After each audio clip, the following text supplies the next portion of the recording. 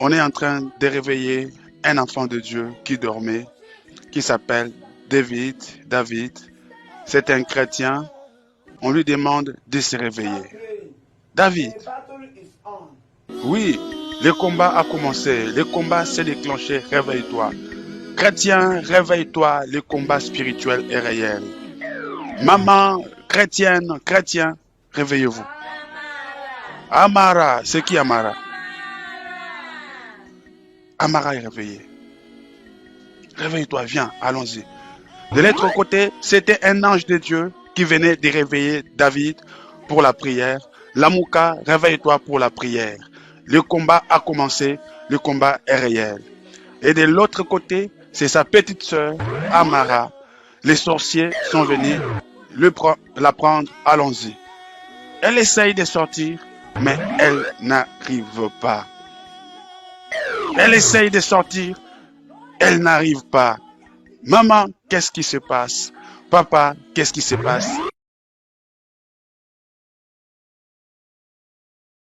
Ça s'annonce très très intéressant, la force de la prière, la puissance de la prière.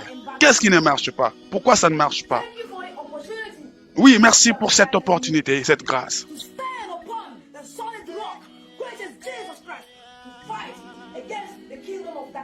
Oui, merci de me permettre de me tenir là, de combattre encore le royaume des ténèbres. L'Esprit de Dieu l'avait réveillé. Lève-toi, le combat a commencé. Et David a obéi à l'appel de la prière. Maman, réveille-toi. Papa, réveille-toi. Entre en prière. La guerre a commencé. Il y a la guerre entre le royaume de Dieu et le royaume des ténèbres. Il est en train de paralyser, de détruire les forces du mal. Dieu parle tantôt d'une manière, tantôt d'une autre. Vous avez fait un mauvais rêve qui annonce un mauvais message. Vous avez des mauvais pressentiments. Vous avez des maladies. Vous avez des blocages. Vous avez beaucoup de complications. C'est un message de Dieu qui vous appelle à la prière. Maman, réveillez-vous pour la prière. Papa, réveillez-vous. Il parle la langue. Faites en tout temps toutes sortes de prières par l'esprit. Veillez à cela avec une entière persévérance. Ephésiens 6, chapitre 18. David, ce jeune garçon, il est dans la prière. Rekabrasata, rekabroshite. Maman, la guerre est réelle. Pendant que vous serez en prière, les démons enverront leurs agents pour vous distraire.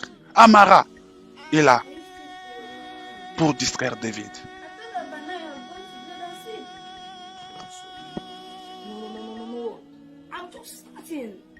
Je ne peux pas m'arrêter de prier.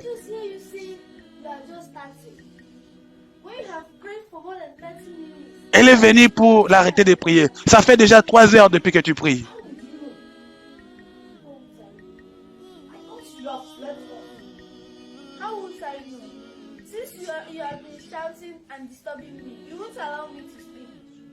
Depuis que tu as commencé à prier et à chanter, tu m'empêches de dormir, tu arrêtes mon sommeil, tu empêches mon sommeil.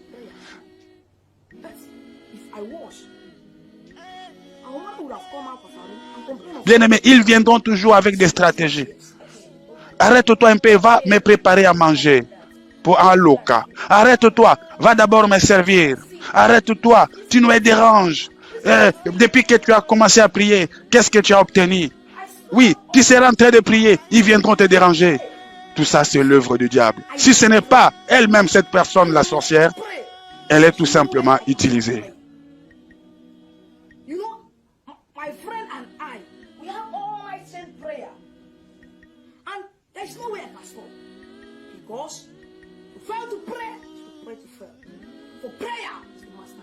Oui, la clé est la grande clé. Oui, master key. Oui, la prière est la grande clé, bien-aimé. Cette grande clé pour ouvrir des portes. Maman, s'il y a un homme pour prier, papa, s'il y a une femme pour prier, il y a un Dieu quelque part pour répondre.